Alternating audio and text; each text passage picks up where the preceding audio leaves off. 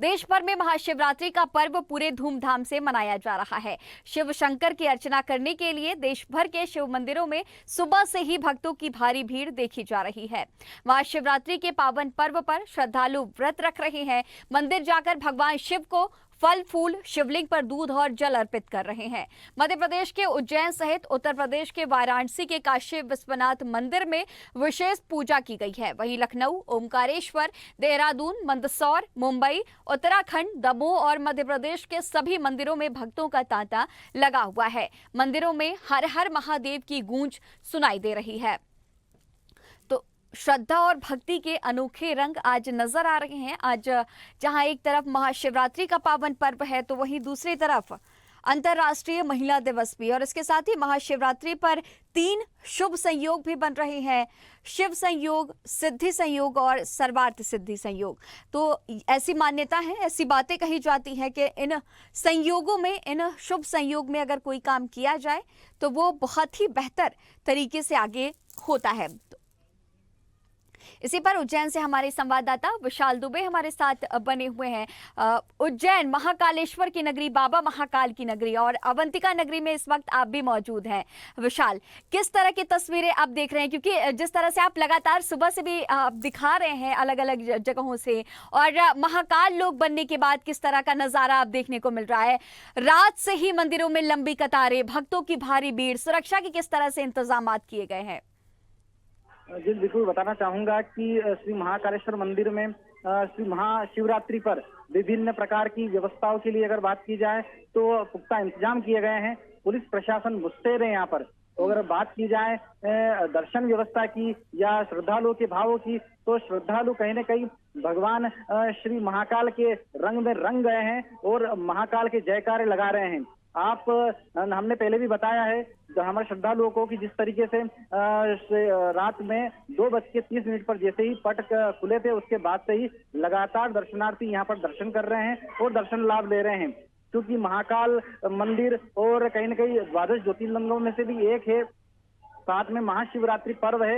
ऐसे में यहाँ पर विभिन्न प्रकार के आयोजन भी किए जा रहे हैं। साथ में ही देखा जाए तो पुलिस प्रशासन भी अपने कार्यों में लगा हुआ है। साथ में अगर बात की जाए तो हमने यहाँ के जो श्रद्धालु आए हुए श्रद्धालु से भी बहुत सारी विषयों पर जानकारी ली और उनको बताया, उनके द्वारा बताया गया कि अभी फिलहाल आज के दिन उनको दर्शन में बहुत जल्दी दर्शन हो पा रहे हैं। 15 से 20 मिनट में उनको दर्शन हो रहे हैं। साथ में अगर बात की जाए व्यवस्थाओं की, तो यहाँ पानी और चिकित्सा संबंधी सारी व्यवस्थाएं, जगह जगह काउंटर लगाए गए हैं प्रशासन ने, और प्रशासन यहाँ पूरी तरीके से मुस्तैद है। जी, मुस्तैदी जिस तरह से साफ नजर आ रही है, और ये पावन पर्व है, इस पावन पर्व पर तमाम शुभ संयोग भी बन रहे हैं। एक बार उसका भी जिक्र करें विशाल। जी बिल्कुल, शुभ संयोग की बात की जाए तो आज विशेष संयोग है भगवान श्री महाकालेश्वर मंदिर और उज्जैन में। वैसे अगर बात की जाए तो आज सर्वार्थ सिद्धि योग भी है, साथ में प्रदोष भी है, और इसके साथ ही चूंकि महाशिवरात्रि का पर्व भी है, तीनों योग, तीन अलग अलग प्रकार के मुहूर्त का विशिष्ट योग सर्वार्थ सिद्धि योग भी आज बना हुआ है, जो कहीं न कहीं श्रद्धालु के मन में आस्था के लिए एक अलग से कहीं न कहीं एक संचार कर रहा है। श्रद्धालु चाहते हैं कि आज के दिन इस विशेष संयोगों का कहीं न कहीं लाभ लिया जाए, बाबा की भक्ति की जाए, बाबा के दर्शन किए जाए। ऐसे में दूर दराज से लोग यहाँ आ रहे हैं, श्रद्धालु यहाँ आ रहे हैं और दर्शन कर रहे हैं, व्रत कर रहे हैं, पूजन कर रहे हैं और कहीं न कहीं महाकाल की भक्ति में रमे हुए हैं।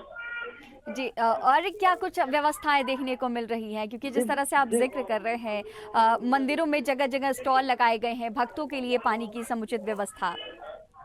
जी बिल्कुल, बताना चाहूंगा कि अभी वर्तमान में गर्मी का मौसम कहीं न कहीं चालू होने वाला है और धूप तीखी है। इसको देखते हुए प्रशासन ने यहाँ पर कॉलिंग बिछाई गई है और साथ में ही कहीं न कहीं कैंप भी लगाए गए हैं, जिससे कि आने वाले श्रद्धालुओं को धूप का सामना नहीं करना पड़े, गर्मी का सामना नहीं करना पड़े। साथ में ही अगर देखा जाए तो यहाँ एक और अच्छी व्यवस्था की गई है। उस वर्ष भी प्रशासन द्वारा एक अच्छी व्यवस्था की गई थी। उसी तारतम्य में अब की बार यहाँ पर जो दूर दराज से आने वाले जितने भी श्रद्धालु हैं, उनके वाहनों की पार्किंग जो बनाई गई है वो विविध प्रकार से पार्किंग अलग अलग बनाई गई है और वहां से एक बस सुविधा, निःशुल्क बस सुविधा की गई है, जिससे श्रद्धालु प्रवेश मार्ग प्रवेश द्वार पर आ पा रहे हैं और कहीं न कहीं सुलभता के साथ में वो महाकालेश्वर के दर्शन कर पा रहे हैं। जी।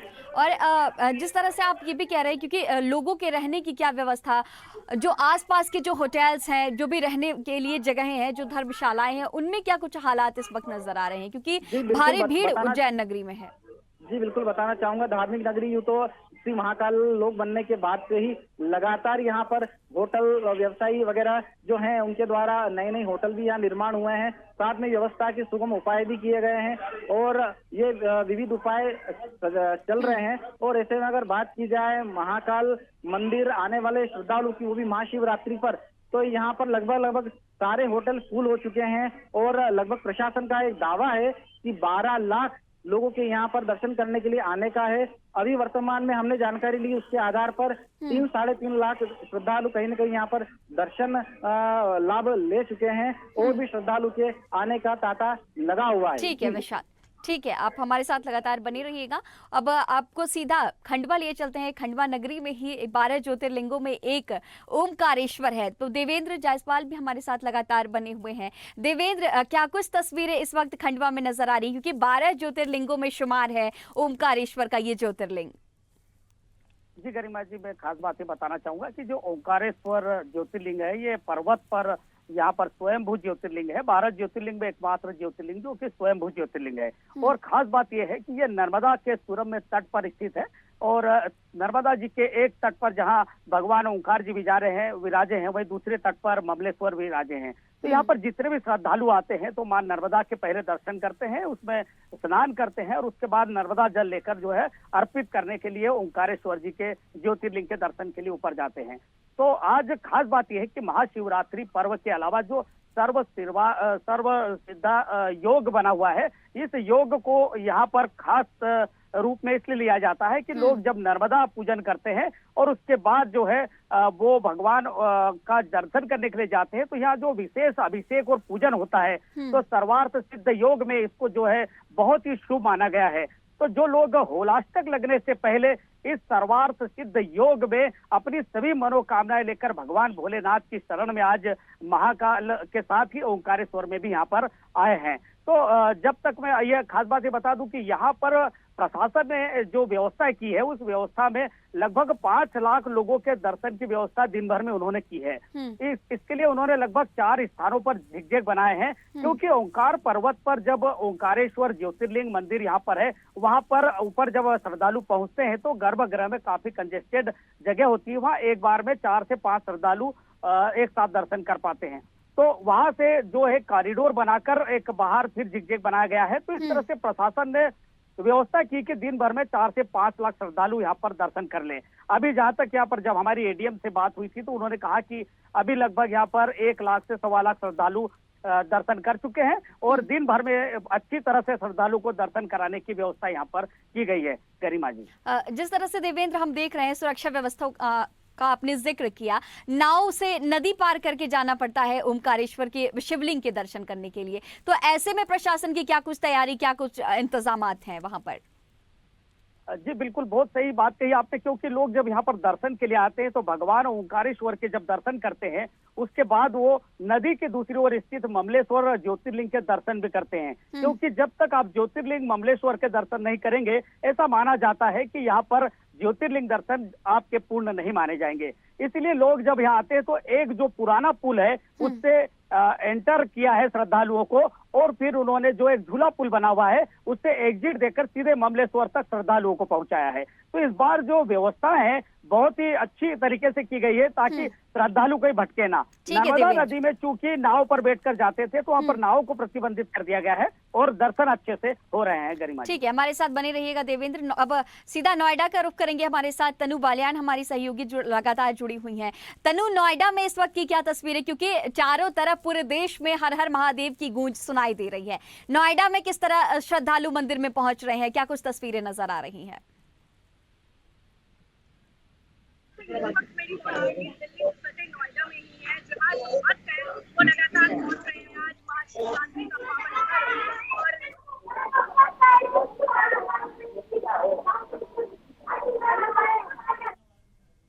ठीक है तनु। ठीक है, आपका फिर से रुख करेंगे राहुल सैनी उत्तराखंड से भी हमारे साथ राहुल जुड़े हुए हैं। राहुल, उत्तराखंड में किस तरह की तस्वीरें, क्योंकि उत्तराखंड में ही हरिद्वार नगरी है, लोग जाते हैं गंगा की पूजा करने, गंगा आरती देखने, और ऐसे में हरिद्वार में हर की पैड़ी में भी भारी भीड़ नजर आ रही होगी श्रद्धालुओं की। देखिए, मैं अगर बात करूं भगवान शिव की, तो जो हरिद्वार नगरी के देवताओं की भूमि है और देश में सबसे प्रमुख स्थान जो है हरिद्वार माना जाता है, जहां से लगभग लाखों श्रद्धालु प्रत्येक वर्ष गंगा जल लेकर अपने शिवालय की ओर रवाना होते हैं। साथ ही गरिमा आपको बताना चाहूँ, इस बार ऐसे भी जो है भक्त देखने को मिले हैं, शिव भक्त जो है देखने को मिले हैं, जो बाबा महाकाल को, बाबा शिव भगवान को जो है प्रसन्न करने के लिए घुटनों के बल चलकर जो है अपने शिवालय पर गंगा जल अर्पित कर रहे हैं। साथ ही जिस तरीके से ये महाशिवरात्रि का आयोजन जो है पूरे देश में किया जाता है, यानी हिंदू मान्यताओं के अनुसार जो मुख्य त्योहार ये माना जाता है, पूरे देश में प्रत्येक हिंदू परिवारों में जो है आज एक उत्सव का माहौल जरूर देखने को मिलता है। सुबह ही स्नान करने के बाद सभी शिव भक्त जो है मंदिरों का रुख करते हैं, और सुबह से ही मैं बात करूं हरिद्वार सहित जो उत्तराखंड के तमाम शिव मंदिर है, वहां पर सुबह से ही जो है शिव भक्तों की भीड़ लगी हुई नजर आ रही है। गंगा जल जो है भगवान शिव को जो है अर्पित किया जा रहा है, साथ ही लगातार हवन यज्ञ जो है मंदिरों में गरिमा किए जा रहे हैं। जी, देवभूमि की आप जिस तरह से बात कर रहे थे, सुरक्षा के किस तरह से इंतजाम किए गए हैं वहां पर? देखिए गरिमा, बिल्कुल जिस तरीके से लगातार जितने भी पवित्र त्योहारों का शुभारंभ होता है, वहीं जिला प्रशासन के द्वारा जो है तमाम व्यवस्थाएं की जाती है। यदि मैं हरिद्वार हर की पैड़ी की बात करूं, तो हर की पैड़ी पर जिला प्रशासन द्वारा यानी पुलिस द्वारा तमाम व्यवस्थाएं की गई है, क्योंकि लाखों श्रद्धालु जो है हर की पैड़ी पर भी पहुंचते हैं, गंगा जल लेने के लिए वहां से जो है रवाना होते हैं। तो लगातार तमाम व्यवस्था, क्योंकि कोई भी जो श्रद्धालु हर की पैड़ी पर पहुंच रहा है उसको कोई असुविधा ना हो। साथ ही अगर हम पार्किंग व्यवस्थाओं की बात करें, तो पार्किंग व्यवस्था को लेकर भी हरिद्वार के जो प्रशासन है वो कड़ा रुख जो है उनके द्वारा अपनाएगा, क्योंकि जाम की स्थिति न बने। साथ ही अगर हम अन्य मंदिरों की बात करें, तो अन्य मंदिरों पर भी जो है प्रशासन के द्वारा तमाम व्यवस्थाएं की गई है, क्योंकि एक भीड़ जो है श्रद्धालुओं की देखती है, एक प्रमुख त्योहार माना जाता है, तो उसको लेकर प्रशासन भी जो है अलर्ट नजर आता है। जी ठीक है, एक बार फिर से तनु आपका रुख करूंगी कि नोएडा में क्या कुछ तस्वीरें इस वक्त की नजर आ रही हैं? भक्तों की भीड़ भारी देखी जा रही है नोएडा में, और इसके साथ ही तमाम आज शुभ संयोग भी बन रहे हैं, शिव योग, सिद्धि योग, सर्वार्थ सिद्धि योग। ऐसे में बहुत ही बेहतर आज का दिन माना जा रहा है, और उसके साथ ही आज जो व्रती हैं उन्हें दो तरह से पुण्य की प्राप्ति होगी, एक तो महाशिवरात्रि व्रत की और दूसरा प्रदोष व्रत भी आज है। आपको बता दूं कि मैं दिल्ली से सटे नोएडा में इस वक्त मेरी मौजूदगी है, और यहाँ पर जो शिव भक्तों का तांता है वो लगातार सुबह 6 बजे से ही लगा हुआ है। लंबी लंबी कतारें लगी है, कई किलोमीटर यहाँ पर लंबी लाइनें लगी है। भक्तों को दर्शन करने के लिए कम से कम 15 से 20 मिनट का इंतजार करना पड़ रहा है, और साथ ही भक्तों में काफी उत्साह देखा जा रहा है यहाँ पर। और अगर मैं बात करूँ व्यवस्थाओं की, तो पुलिस प्रशासन ने यहाँ पर जो व्यवस्था की है वो बहुत ही काफी अच्छी व्यवस्था की गई है। पुलिस प्रशासन मुस्तैद है यहाँ पर, और एक एक करके बड़े आराम से भक्तों को तसल्ली से यहाँ पर दर्शन कराए जा रहे हैं। और यहाँ पर छोटे छोटे बच्चे, महिलाएं मौजूद है, उनके लिए पानी की तमाम व्यवस्थाएं की गई है। और आप मेरे पीछे देखेंगे तो हर वर्ग के लोग यहाँ पर मौजूद है, चाहे बच्चे हो, बूढ़े हो। यहाँ पर पानी की व्यवस्था की गई है, फलों की व्यवस्था की गई है, कि किसी भी तरीके से जो भक्त है उनको कोई भी यहाँ पर गरिमा परेशानी ना हो। और ये लाइन हम सुबह 6 बजे से ही देख रहे हैं, लगातार भक्तों की जो आवाजाही है वो यहाँ पर लगी हुई है। और भीड़ को देखते हुए गरिमा ऐसा लग रहा है कि अभी 2 से 3 घंटे तक जो दर्शन का सिलसिला है वो जारी रहेगा। और ऐसे में 300 साल बाद आज का जो दिन आया है वो अपने आप में बहुत महत्वपूर्ण है। ऐसे योग बने हैं आज, तो ऐसे में काफी उत्साह भी देखा जा रहा है लोगों में।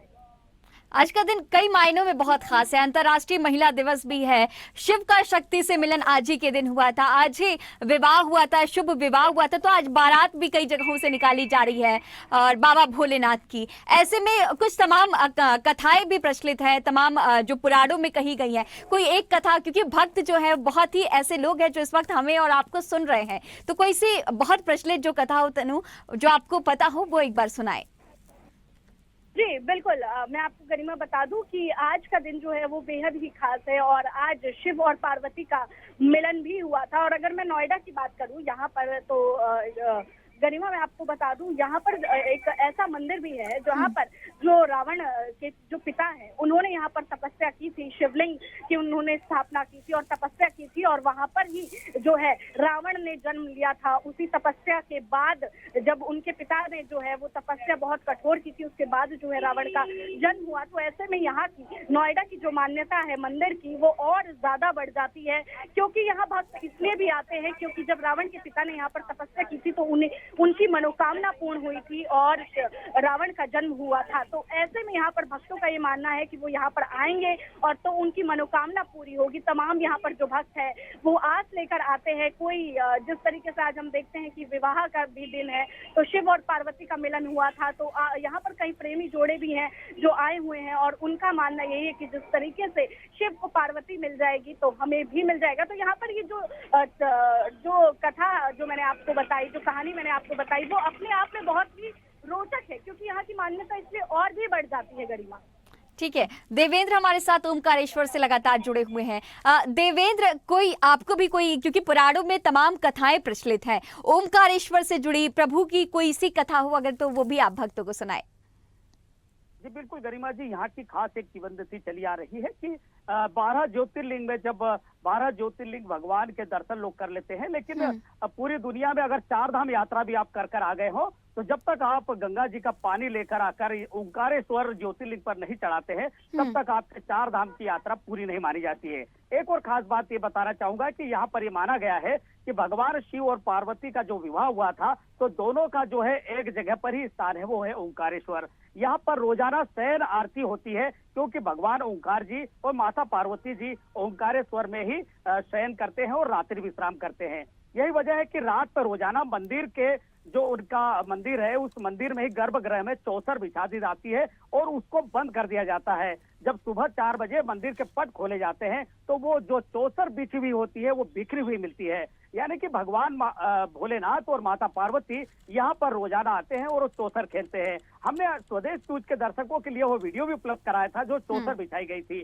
तो एक खास बात, ये खास कथा यहाँ की प्रचलित है और यही वजह है कि यहाँ पर शयन आरती होती है और यहाँ की शयन आरती का काफी महत्व है और इस शयन आरती में दुनिया भर के लोग यहाँ पर शामिल होना चाहते हैं। महाशिवरात्रि के पर्व के अवसर पर जब आज रात को शयन आरती होगी, उसके पहले लाखों लोग शयन आरती को सुनने के लिए और देखने के लिए उपस्थित रहेंगे। इसके लिए प्रशासन ने यहाँ पर बड़े जो है टीवी स्क्रीन लगाए हैं, एलईडी लगाए हैं, ताकि वो शयन आरती को अधिक से अधिक लोग दर्शन कर सके। तो एक बड़ी कहानी है, कथा है यहाँ की प्रचलित है और वो कहीं ना कहीं लोगों को आज भी देखने में आता है कि भगवान भोलेनाथ और पार्वती जी कहीं पर भी विचरण करे ब्रह्मांड में, वो विश्राम ओंकारेश्वर के पर्वत पर स्थित इस मंदिर में ही करते हैं। जी देवेंद्र, तमाम जानकारियों के साथ बने रहने के लिए आपका बहुत शुक्रिया। राहुल, आपका भी बहुत शुक्रिया। विशाल, आपका भी बहुत शुक्रिया। और तनु, आपका भी तमाम जानकारियों के साथ बने रहने के लिए बहुत शुक्रिया। तो महाशिवरात्रि के पर्व पर श्रद्धालु व्रत रख रहे हैं, मंदिर जाकर भगवान शिव को फल फूल चढ़ा रहे हैं, शिवलिंग पर दूध अर्पित कर रहे हैं, जल अर्पित किया जा रहा है। आज चारों तरफ पूरे देश में श्रद्धालु भक्ति में हैं, भक्ति में डूबे हुए हैं। हर हर महादेव की गूंज सभी तरफ सुनाई दे रही है। हमारे इस खास बुलेटिन शिवोहम में फिलहाल इतना ही। बने रहिए स्वदेश न्यूज के साथ। सबसे पहले देश।